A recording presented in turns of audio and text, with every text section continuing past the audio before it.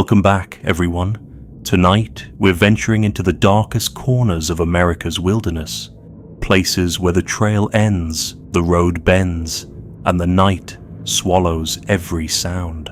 I'll be sharing a collection of true encounters and chilling legends from remote mountains, shadowed forests, and lonely backroads across the country. These aren't campfire myths. These are real experiences that linger long after the sun goes down. So grab a blanket, kill the lights, and settle in for a journey where beauty meets terror. Don't forget to subscribe, drop a like, and share your own eerie stories in the comments. Now, let's begin. Story 1. The footsteps on the back porch. I was 17 and thought I knew what quiet meant. Our house sat at the edge of a long gravel road that didn't see much more than the mail truck and the occasional lost fisherman. Nights out there had a kind of stillness you could hear. Wind in the pines, maybe a far-off dog, the hum of the fridge in the kitchen. That weekend, my parents were across the state visiting my aunt, leaving me with the place to myself. I'd been staying up late, flipping channels, eating junk I wouldn't get away with if Mom were around. It was close to midnight, one of those hours where the air feels heavier, when I first heard it. The slow creak of the back porch boards. It wasn't the sound of something small, not the scurry of a raccoon or a stray cat. This was weight, deliberate, spaced out, like someone testing each step. I muted the TV, held my breath. The sound stopped for a moment, and I thought maybe it was my mind filling in silence. Then it started again, 2, maybe 3 steps closer to the door. We didn't have neighbors close enough for this to be an accident. No reason for anyone to be out there unless they meant to be. The kitchen light felt like a beacon, so I killed it and pressed myself against the wall beside the window, peeking just enough to see. The porch light had been off all night, but now it glowed faintly, almost like it was struggling, dimmed by something standing directly beneath it. I couldn't make out a face, just a shape, tall and still, framed in that weak halo of light. For a second, I thought it might be someone I knew, but the longer I looked, the less it felt like anyone I'd ever seen. Then the doorknob turned, slow, like they didn't want to draw attention, but wanted to know if it was unlocked. It rattled, turned harder. The old wood groaned the way it did when Dad forced it shut in summer humidity. My skin prickled cold, and I realized I'd been holding my breath too long. I didn't have a gun. Closest thing was my grandfather's baseball bat, leaning in the corner. I picked it up, the handle slick in my palms, and stood there in the dark, counting my own breaths, waiting for the sound to stop. It did. The silence afterward was almost worse. I stood frozen for what felt like minutes, every creak of the house making me think they'd found another way in. I wanted to believe they'd walked away, but I couldn't make myself check. I slept that night, or tried to, with the bat on the bed beside me, the lamp still on. When the sky started to grey, I finally opened the door. The air was damp and smelled faintly of mud and pine. On the porch floor were fresh footprints, edges still sharp, bare, human. They trailed halfway into the yard before stopping in the patch of wild grass where the light didn't quite reach.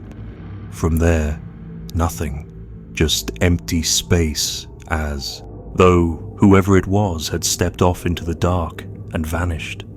I thought about calling my parents, but what would I even say? I cleaned the porch, tried to push the whole thing out of my mind. But every time the house creaked that day, I found myself glancing at the door, at the knob, at the yard. That night, I locked every window and double-checked every latch. Still, somewhere between waking and sleep, I swore I heard the porch boards groan again, just once. I told myself it was the wind. I didn't believe it. Eve. Story 2. The telephone that rang. Once.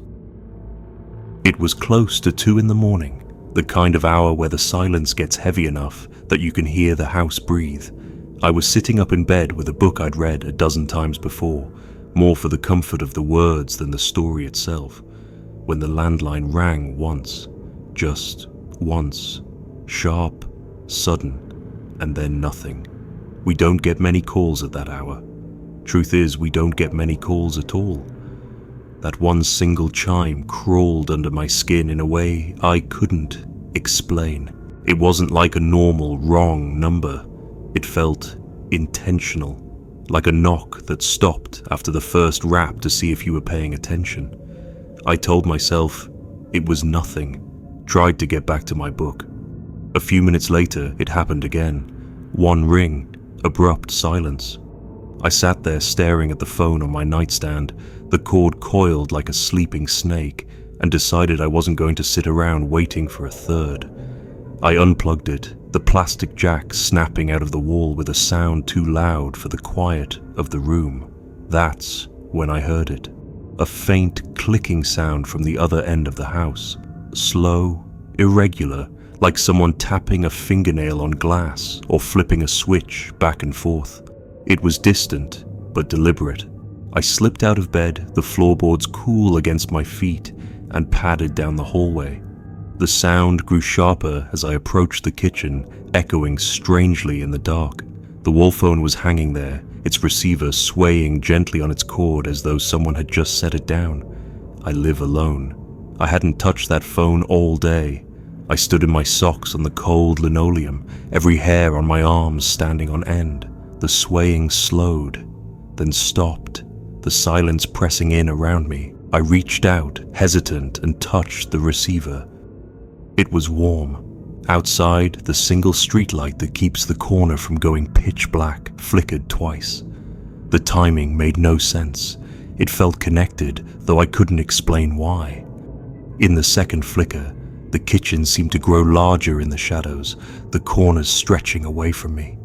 The clicking stopped entirely, and that absence felt worse than the sound itself. I put the receiver back in place, the small click of it fitting into its cradle sounding far too loud. My eyes kept drifting to the window over the sink, where the glass reflected more of the kitchen than it showed of the night outside. For a moment, I thought I saw movement in that reflection, a shape that wasn't me. But when I turned, the room was empty. I told myself to go back to bed, pretend it hadn't happened. But as I stepped toward the hallway, I heard the faintest muffled hum. Not from the phone, not from the fridge. Lower, deeper, as if it were coming from beneath the floor. I froze there, listening, until it faded so gradually I wondered if I'd imagined it. Sleep didn't come easy. Every sound the house made felt magnified. The shift of the rafters, the sigh of the wind through the siding, the faint tick of the cooling pipes. Somewhere around dawn, I drifted off, only to wake a few hours later to the sound of the phone ringing again. This time, it was 3 short rings, close together, before going dead. When I picked up the receiver, there was nothing, just an open line and the faintest static, like breath just beyond hearing. I listened for maybe 5 seconds before setting it back down, telling myself it was just the wires acting up. But as I turned to leave, I realized the phone cord was no longer plugged into the wall. It hasn't been since the night before. Story 3: The Kitchen Window That Shouldn't Open. We never used the kitchen window. It had been painted shut years before I was even old enough to remember. Layers of white holding it in place like a sealed tomb. The frame was warped from seasons of damp summers and frozen winters, the kind of old wood that groaned if you so much as leaned on it. It faced the backyard, which rolled down into a line of black walnut trees, and beyond that, the hollow.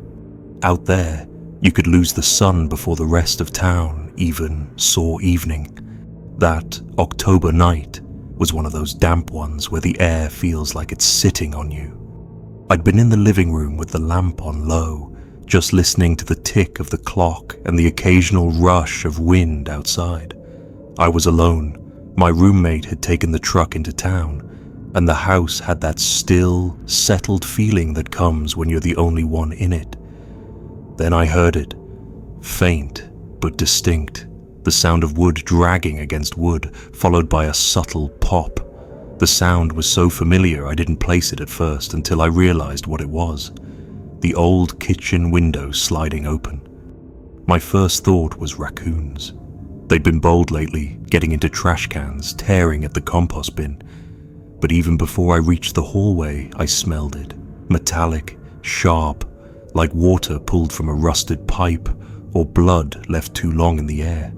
I turned the corner into the kitchen and caught the curtains swaying inward, slow, like it was being pulled by more than the breeze. My stomach sank. That window didn't move. It shouldn't move. I crossed the room, every step loud against the linoleum, and peered out into the pitch. The yard was black, the tree line just a deeper shadow against the dark, but the screen, which had been whole that morning, was cut. A perfect, deliberate X from corner to corner. The mesh edges curled slightly as if from a careful blade. I slammed the window shut, pushing hard until I felt the warped frame bite back, then twisted the lock into place. My hands were damp, but not from the weather. I stepped back to catch my breath, and that's when I saw it on the sill. A handprint, dark with moisture. The size caught me. It wasn't big enough for a grown man, but it wasn't small like a child's either. Somewhere in between. I wiped it away with the dish towel, more to keep from having to look at it than to clean it. I told myself it was an animal, maybe a stray dog pressing a paw against the wood, but the fingers had been long, and the palm was narrow. It didn't fit. I stayed in the kitchen longer than I should have, pretending to tidy, but really just listening. The wind moved through the walnut trees in a slow, rolling hush, but every now and then it felt like something else was moving with it. I left the light on when I went to bed. At some point in the night, I woke up to the creak of a floorboard. Not the ones in my room. These were farther away, in the kitchen. The kind of sound that's too heavy for settling wood. I lay still, holding my breath, counting the beats between creaks until they stopped entirely. When morning came, the lock on the kitchen window was still turned, but the curtain had been drawn back slightly, just enough to leave a gap. And there, faint in the condensation on the glass, was another handprint, higher than the last, pressed from the outside. I never saw who or what left them, but sometimes in October, when the air gets damp enough, I'll wake in the night certain I've heard that old warped frame give way again. Story 4. The lights across the street. I live at the far end of a dead-end road, the kind of place where the only traffic is people who already know where they're going. Across from me there's a house that's been empty for 2 years. The man who owned it died quietly one winter, and his family never came back for his things.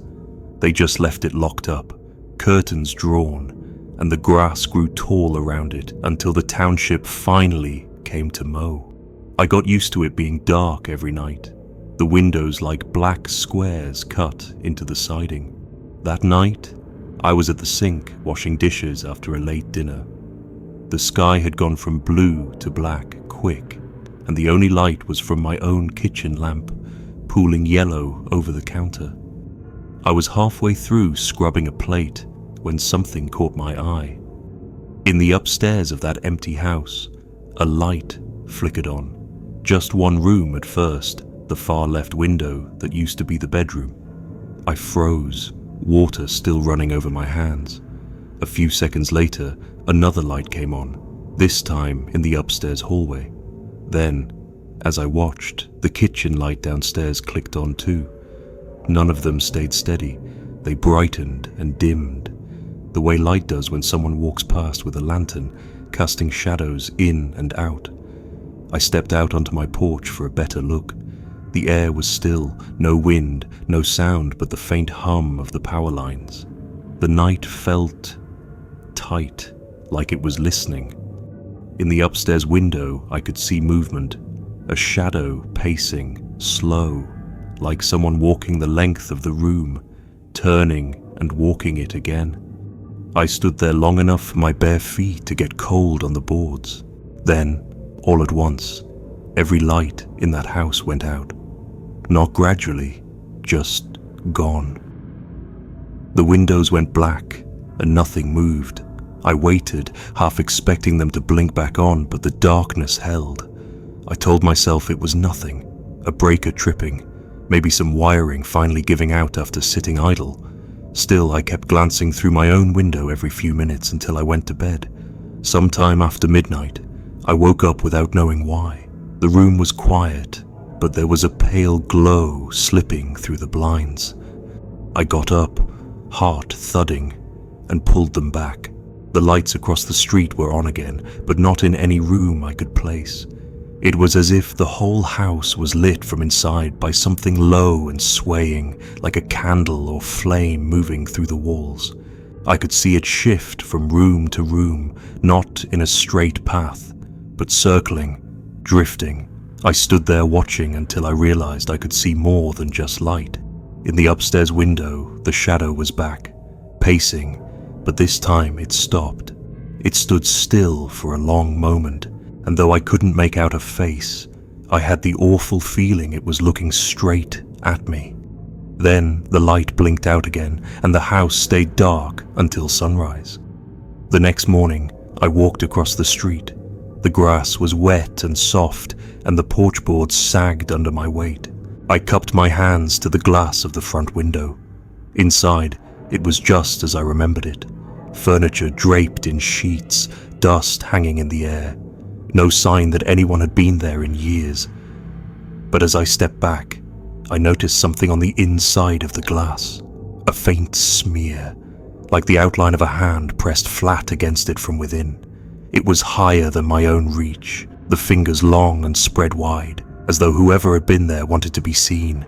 That night, I kept my blinds closed, but I still knew when the lights came on again. I could feel it. The same tightness in the air, like something was moving across the street and didn't care whether I was looking or not. Story 5. The Knock That Knew My Name. It was after midnight, the kind of still midnight you only get when the temperature drops just below freezing and the world outside tightens up and listens. I had the television on without sound, just shapes moving in a blue rectangle across the room, and the lamp at my shoulder made a warm circle on the arm of the chair. I wasn't expecting anyone. Nobody drives up our road by accident. If your tires crunch our gravel, it's because you meant to. So when the knock came, 3 quick raps, knuckle on wood, I didn't jump so much as feel something slide down the back of my ribs and settle there. I didn't move at first. You grow up around here. You learn to wait, to listen. Our houses have more than one way for sound to travel. I heard nothing else. No engine cooling, no crunch of boots on the steps, no wind rattling the branches. Then, clear as if it were whispered right over my ear, I heard my name. Not shouted, not a question, just said, soft and close, like someone leaning near the door to let their breath pull the syllables through the crack. My name, once. I didn't like that at all. A person calling for help will call for help. A drunk will knock again, will try the handle, will wander to a window. Whoever was out there knew what house this was and who was inside. I set the remote down and put both feet flat on the floor, as quiet as I could manage. The knock came again. Same rhythm, same 3 raps, same pause afterward, like they were waiting for me to answer properly. I looked at the clock. 12, 18, the second hand swept, steady as a metronome I couldn't turn off. We don't have a peephole. You step up to our front window and nudge the curtain with 2 fingers if you want to see who's there. It's how my mother did it, and how I'd done it since I moved back in. I didn't want to. The idea of putting my eye that close to the dark made the back of my neck crawl. But you can't stand still forever. I took my time crossing the room, listening for the smallest thing, breathing, the soft sigh of clothes shifting. But the only sound was the fridge humming and the clock counting out what felt like my last patient seconds. I lifted the edge of the curtain just enough to form a thin line of night. The porch was empty. The rail was traced in frost that caught the light from my lamp and turned it to a quiet shimmer. No truck in the drive, no shadow on the steps. The knock had been real enough to vibrate the glass in the frame, but the boards were undisturbed. And then, because I was listening so hard for anything, I heard it again, but not from the front door this time. It came from the back of the house, 3 raps, wood on wood, as if someone had crossed the porch without touching frost and was now tapping at the kitchen door. I dropped the curtain and turned too fast, the lamp throwing my shadow long and crooked against the wall. There's a short hallway back to the kitchen, just 3 steps, but it felt like the house had stretched while I wasn't looking, the way old places do when you're alone and your heart is beating where your breath ought to be. I stood at the archway and listened. Nothing. Then a quiet scrape, like a fingertip learning the grain of the door.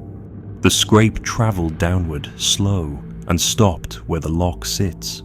There are explanations you assemble like kindling when you don't want a fire to start. Maybe it's a coon. Maybe it's a kid from town trying a dare. Maybe you left the trash can out and something's curious. But those ideas crumple when you hear your own name again, spoken low and patient, as if the person outside could see you through the wall and wanted you to know they were willing to wait. I reached for the bat I keep tucked between the fridge and the broom, and I didn't think about how the weight of it felt like a lie in my hands. I took the back door the same way I'd taken the front, crooked finger, narrow slit of window. The yard beyond the stoop was a smear of black walnut and dead garden rose silvered with frost. The porch boards where a person would stand were clean, no frost scuffed, no footprints blooming dark. I closed the curtain and backed away, set the bat on the table and stood with my palms flat on the cool wood. The knock didn't come again.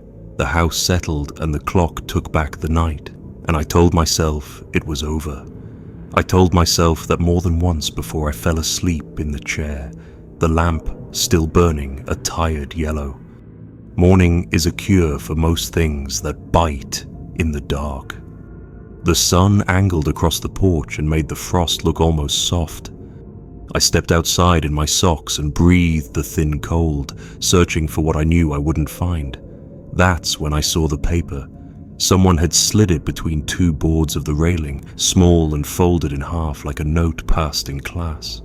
My name was written on the outside in neat, block letters that looked like the font on a mailbox stencil. Too neat for a quick scrawl in the cold. I didn't unfold it, not at first. I brought it inside and laid it on the kitchen table like it might leak something onto the wood if I wasn't careful. Maybe I wanted it to say, "Help."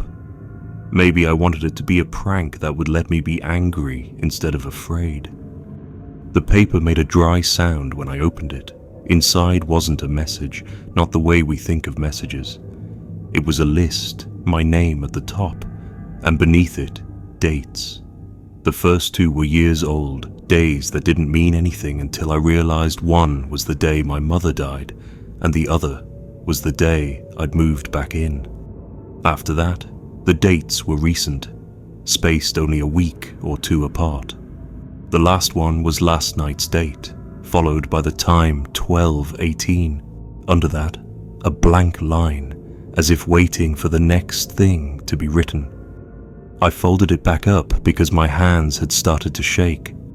There are people who drive to a friend's house at that point, or into town for a coffee and an alibi, but some stubborn part of me didn't want to give whatever this was the satisfaction of seeing me run. I checked the doors again, checked the windows, checked the cellar hatch. I made coffee I didn't drink, and let the radio play a gospel station low in the background, even though I don't know the songs. All day I carried the weight of that list behind my ribs. When dusk scraped itself along the tree line and the cold came back with it, I turned more lights on than I needed. It didn't feel like it mattered. I tried not to look at the clock, but every time I told myself not to, my eyes would go to it. I told myself I wouldn't be sitting in the chair at 12:18. I'd be standing, or I'd be in the kitchen, or I'd be in the hall with the bat and the phone already in my hand. But when the second hand slid up and kissed the 12, I was exactly where I'd been before, the lamp making the same tired circle on my shoulder, the television quietly moving light without sound. The knock came right on time, 3 raps, and my name followed, kind as a teacher calling attendance. I didn't answer. I didn't move. The next raps came from the back door, same rhythm, like a heartbeat turned inside out. Then the side window where the sink is. Then the thin glass of the mudroom door. Each knock came from a different place, like someone walking the edges of the house, gently, patiently locating the places you forget to watch when you're tired and you've been told your name in the dark. The radio fizzed with static and went quiet. The fridge hummed on, stubborn as a prayer. It stopped after a long time. The silence that followed was so complete it felt wrong, like a stage cleared of actors. I sat there until my back hurt and the lamp was more glare than comfort. Eventually I slept, because the body insists on small mercies. When I woke to a colorless morning, there was a second note on the table beside the first. I don't know how it got there. I don't want to know what I did in the hours I can't account for. The new page had only one thing written on it, the same careful block letters, as if it had been printed by a steady hand. It said, "Answer," and beneath that, tonight's date, the line already filled in. Story 6. The Hallway That Never Ended. The storm came in crooked over the ridge, all wind first and then rain like a handful of nails thrown against the siding. I remember the way the house held its breath, lights blinking once, twice, before the power went out with a sound you don't hear so much as feel, a soft click from somewhere inside the walls. After that, it was just the weather and the old bones of the place complaining. I meant to sleep through it. I've lived in this house long enough to know it survives what it's built to survive. But sometime after midnight, I woke up with the feeling that someone had said my name and then swallowed the rest of the sentence.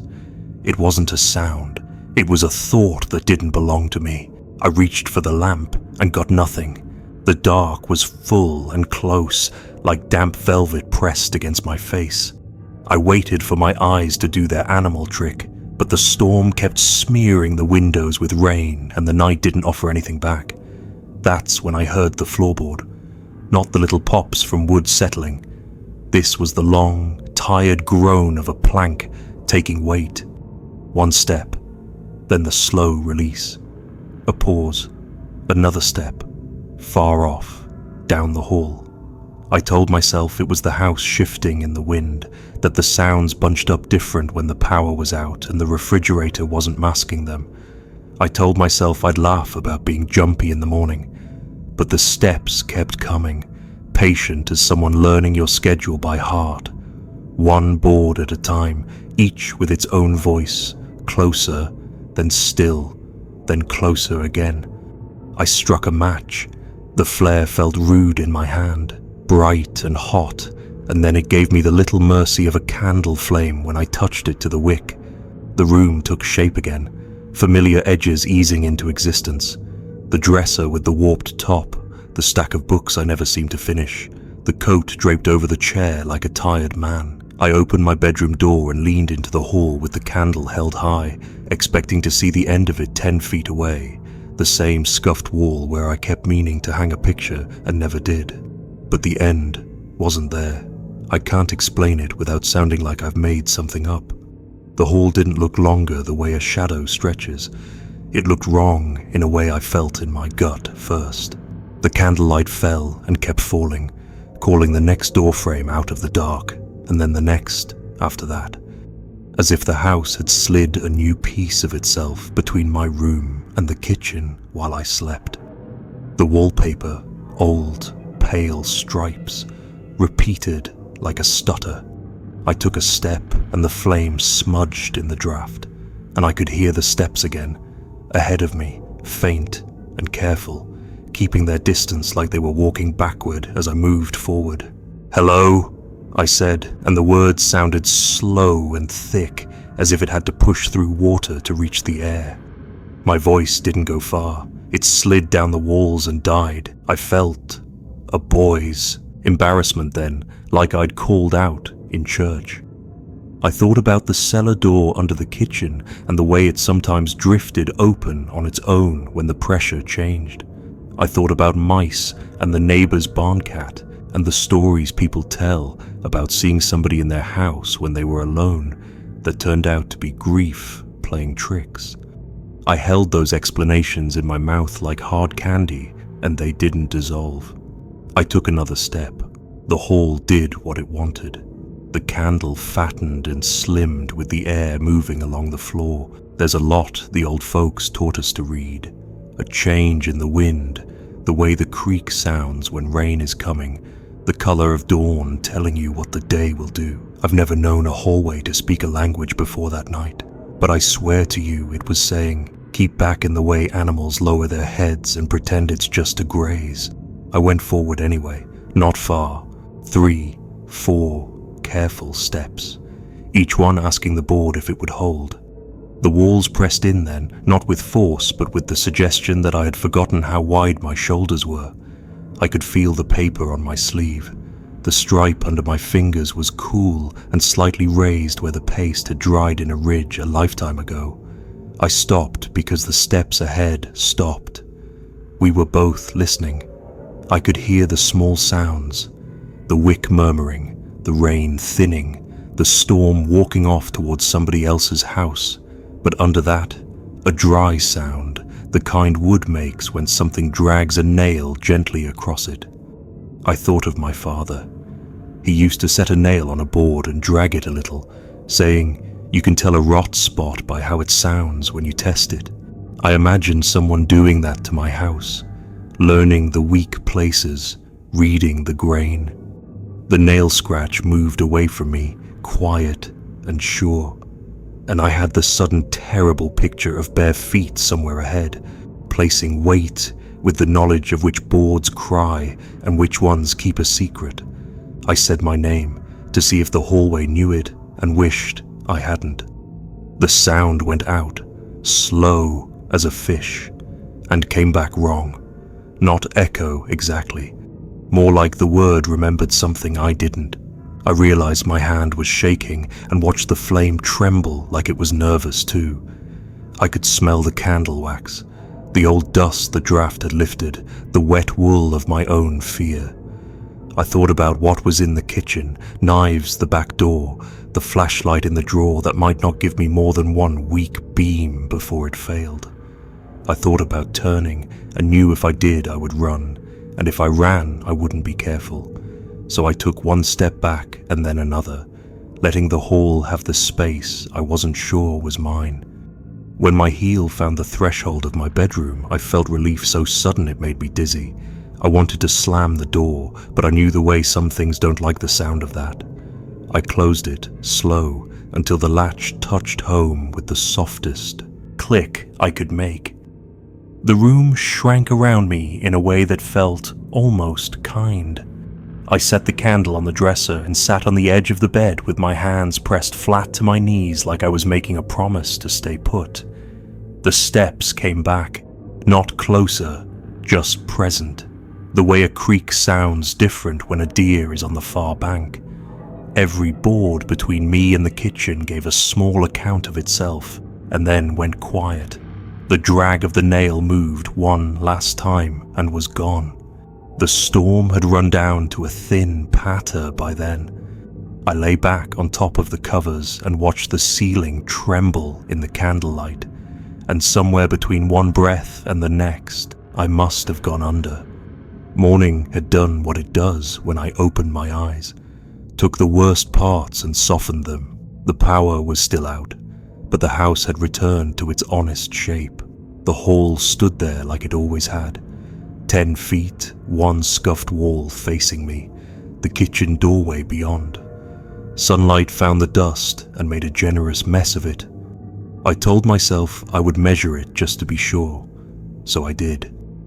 10 feet on the nose, 2 inches shy, the same I'd measured when I moved the rug last spring. I walked the length of it and nothing complained that shouldn't. If you had come by then, I could have shown you the marks on the baseboard, the odd swirl in the wallpaper where somebody had matched a pattern badly years ago, and you would have said, "It's a hall. What did you expect?" I expected not to find the candle wax spilled in a thin line along the right-hand wall where there's no shelf to catch it. I expected not to find the print on the lower stripe, small and grey, like the heel of a hand had rested there for balance and left its stamp behind when the world was full of rain. I touched it and the paper was smooth. The mark stayed under my finger, not smearing, not old enough to have stiffened. That night, the weather was clear, and I thought that would be enough. I told myself to go to sleep with the door open to teach the house I wasn't afraid. I lay there and watched the dark of the hall glow a little with the moon. It looked right, it did. But somewhere past midnight, not a storm in sight. I heard the same floorboard far away that shouldn't be far away, and I felt the house remember its long hallway again in its quiet, patient way. Like a story it tells itself when the lights are down and no one is listening.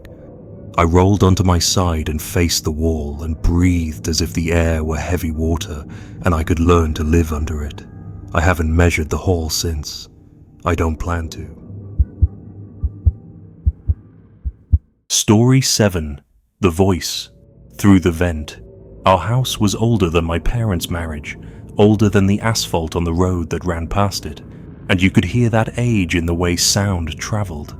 Heat rose through square metal floor vents with slats you could angle with your toe, and in winter the furnace woofed on like a big animal and sent its breath up through those mouths. In summer, when the ductwork wasn't moving air, the vents became little wells for cold to collect. And if you put your ear close, you could hear the dark under the house speaking in its own language. The ping of cooling metal, the tiny skitter of beetles, the soft grit sigh of dust shifting when the house settled. There was a vent by my bed, 2 feet from the headboard, a return that led straight down to the plenum and the crawl space beyond. I grew up falling asleep to those noises the way other people fall asleep to cricket static. By the time I took over the place, they were part of what I believed quiet was supposed to sound like. That night, late October and damp enough that the sheets felt like they never dried, I shut off the lamp and lay listening to rain tick in the gutters. The power had flickered once at supper and held, so the furnace ran its steady cycle, and when it clicked off, the absence of its low hum made the room feel even larger. That's when I heard talking.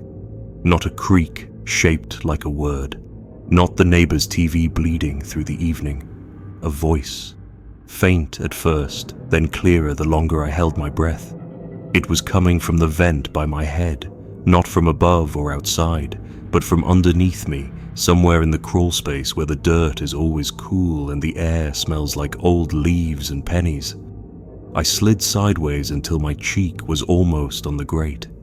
The metal was cool against my skin, and the sound grew sharp enough to separate syllables. I didn't recognize the voice. It wasn't my father's or my cousin's or anyone I'd heard on a local commercial. Gender didn't come through. It was the kind of low, careful tone you use when you're not sure how far your words will travel. It said my address, full, like it was reading it off something. Then it paused, like it had to reach up for the next sentence and pull it down. "Don't lock the door tonight," it said, nicely. Like advice, every part of me went cold in small places. Around here, a person who needs help doesn't start with your address. They start with help. I pushed away from the vent and sat up with my heels braced on the floor, heart thrumming hard enough that I could feel it in my throat. I didn't speak. I didn't ask who's there. I've learned you don't invite answers you aren't ready to hold. The voice didn't repeat itself. It went quiet the way a creek goes quiet when a deer lifts its head and listens. Then, somewhere under the floor, I heard a soft brush of fabric against duct, a quick, dry shuffle, and something that might have been a hand knocking lightly against metal by accident. I turned on every lamp between my room and the living room and took a blanket to the couch, where the floor vent is a few steps farther from where a person could reach from the crawl. I left the TV on mute because light feels like company, even when it lies. I stared at the door until dawn turned the window grey and thin. In the morning, with coffee doing what it could for my hands, I went outside and around to the low hatch. The crawl space door is a plywood panel painted the same tired brown as the skirting, held shut by a simple hasp and padlock. The lock was there, but the hasp screws were pulled half out, not like a pry bar had jerked them so much as like they'd been loosened and settled back to look undisturbed. I got down on my knees, put my fingers under the panel, and smelled damp earth and something metallic I didn't want to name. A few feet in, I could see where the plastic vapor barrier had been peeled back in a neat rectangle and then smoothed down again. The duct to my room had a thumbprint of grime on it at about the height of a person lying on their stomach. Nearby, an empty water bottle lay on its side, the label half peeled, and the crinkled corner of a grocery bag was caught under a brick, like someone had tried to keep it from whispering when it moved. There were no obvious footprints. Crawlspace dirt doesn't show much, but a little circle had been pressed into the dust where a person might rest their elbow while they listened. I tried to think of ways a sound like that could travel from somewhere else. Voices slip through pipes. Old phone lines sometimes carry stranger currents than they're meant to. Kids dare each other to do cruel little things. All of those felt like thin excuses under the weight of seeing the screws at the hasp shine a little too clean. I put them back in myself, set the padlock in place, then added a second hasp and a longer screw I found in a coffee can on the shelf. I told myself I was being careful, not frightened. I kept the doors locked all day. I texted my neighbor to ask if he'd seen anyone around. He sent back a picture of his dog asleep with its tongue out and said, no. When dusk came and the damp deepened, I stood at the thermostat with my thumb over the switch and thought about turning the furnace off, but the cold would creep in fast, and I didn't like the idea of the house being too quiet to blame. When I went to bed, I pulled the bed 2 feet away from the vent and set a chair against the bedroom door like a person in a story who knows they're being unreasonable but does it anyway. I was asleep when the furnace clicked off at 2-something and the room changed shape. The voice came with the quiet like a moth follows a porch light. My address again, spoken slowly, each number placed like a coin. Then, don't lock the door tonight. It said it kindly, as if it knew I had, and was warning me of the inconvenience that would, cause I swallowed and made myself speak without leaning down, without getting closer to the grate. Why? My voice sounded closer to the floor than it should have. There was a pause, and in it I could hear the smallest sound, a nail or a ring touching metal, moving away and back. He's coming, it said. Not loud, not dramatic, just the way you'd mention a front moving in or a guest arriving early. He has a key. I didn't own a spare key I hadn't accounted for, but my father had. There was a coffee can of old keys in the shed labeled with masking tape, back when the front door was on the other side of the house, back when the lock was a twist latch and trust. I got up and went to the window that faces the shed. The dark shoved its face against the glass. The light over the kitchen sink is on a pull chain. I yanked it, and in the small reflection I saw myself and how pale I looked. Back under the floor, the voice shifted a little farther from the vent, like it had turned its head. "Do you hear him?" it asked, which was a worse question than any answer it could have given. I held my breath until the sound of my blood got loud. I didn't hear another person. I heard the house trying not to make new noises. "I'm calling the sheriff," I said, and the voice made a shape in the dark that could have been a laugh or could have been silence. "Don't," it said, "he doesn't like lights." The furnace clicked on, sudden and hot. and the voice disappeared under the rush of air like it had never been there, like the duct was only a duct, and I was only a grown person standing barefoot in their own home at 3 a.m, wishing for a dog. I called anyway. The deputy who came out was the tired kind and had the kind of politeness you give a neighbor you don't want to insult. We walked the perimeter. The padlock was still in place. The shed keys were still under their labeled tape. We found nothing but our breath smoking and the sound of the creak like split glass. He offered to sit in his cruiser at the end of the driveway until dawn. Pride made me tell him not to. Fear made me wish I hadn't. When he left, I sat in the kitchen with the phone in one hand and a screwdriver in the other, as if you could dial or pry your way out of whatever is already inside your life. The rest of the night went without event, if you don't count the feeling of being watched by your own floor. In the morning, a breath print clung in a foggy oval to the metal slats of the bedroom vent, as if someone had leaned close from below and spoken gently to the room while the heat was off. I wiped it away with a dish towel and told myself I'd made it warmer in doing so. I haven't slept with the vent uncovered since. I haven't found his key. I still lock the door, and sometimes, when the furnace stops and the quiet pushes up through the grates, I think I hear a patient voice carrying what sounds like a warning from the part of the house that doesn't belong to anyone. Story 8. The photograph on the floor. The kettle had just started its low, patient rattle when I noticed the thing on the living room floor, halfway between the coffee table and the braided rug my mother made when she still felt like making things. It was curled at the edges the way old prints do, the gloss scuffed cloudy from years in a box, only I don't keep boxes out.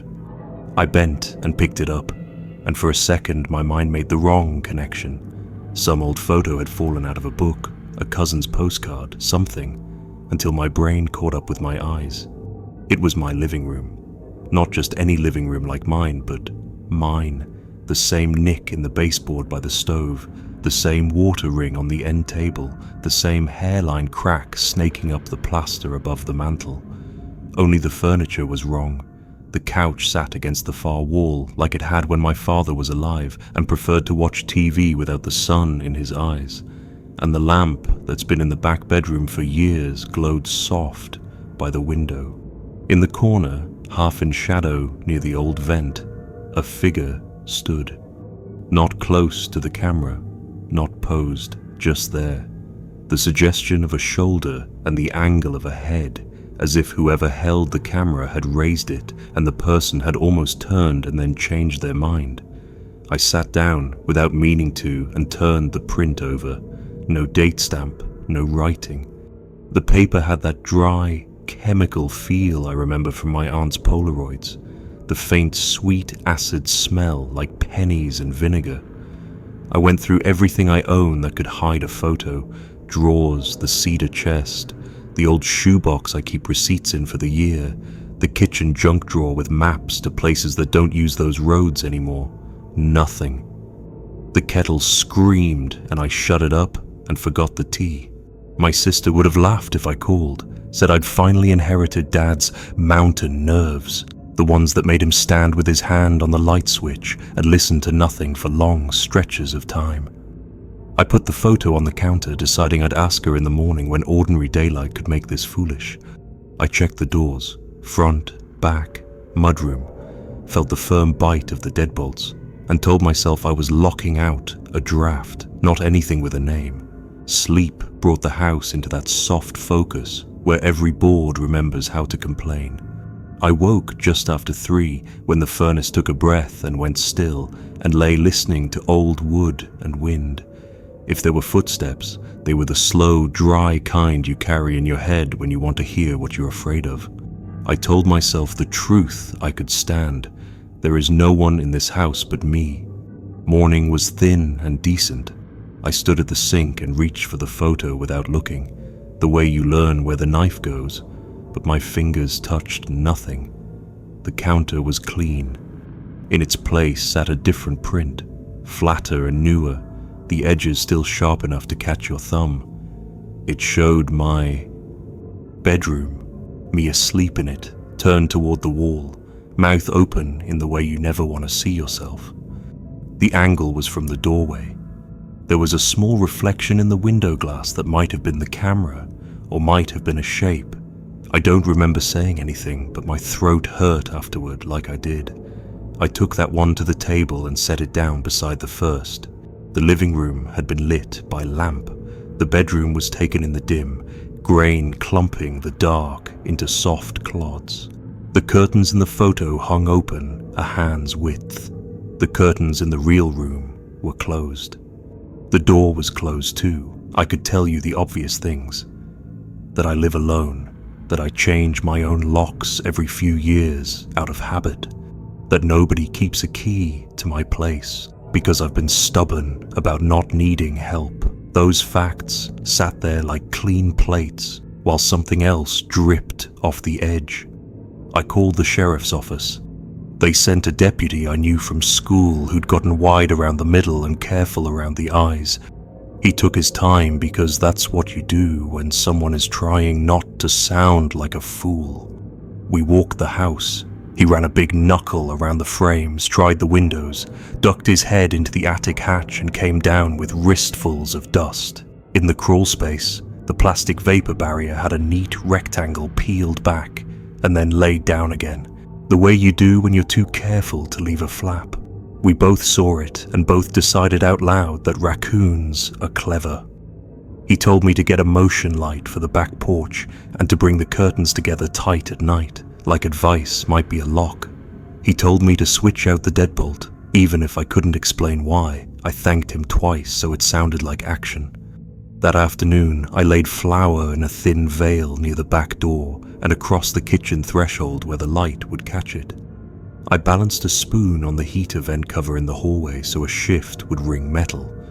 People do these things to feel like they're doing something, and sometimes that is the thing you need. I propped a chair under the bedroom doorknob because my father had, and because he'd always smiled when he did. The smile of a man who knows tricks are mostly for spirits that live inside you. I put both photos in a drawer I could see from the couch. When I lay down, I did it without the TV and tried to make my breathing quiet enough to hear the spoon move. Sometime after 1, the wind picked up. Sometime after 2, the furnace went still. Sometime after that, I half dreamed the spoon chimed, a polite note at the edge of a song. Dawn came slow. The flower looked like nobody had been born to walk through it. The spoon lay exactly as I'd left it. In the drawer with the photos were 3 prints. The first 2 were mine. The third showed me kneeling on my kitchen floor, smoothing a line of flour with the side of my hand, head bent, mouth set tight. The angle was high and close, like from the top of the doorway, or from the shelf above the stove where I keep the pepper and a jar of gravy change. I turned and looked at that shelf and felt stupid and small standing in my own house. If this was a person, they were careful. If it wasn't, I didn't want to know what other category of careful there is. I changed the lock, as ordered. I added a second bar to the back door that lays across the frame.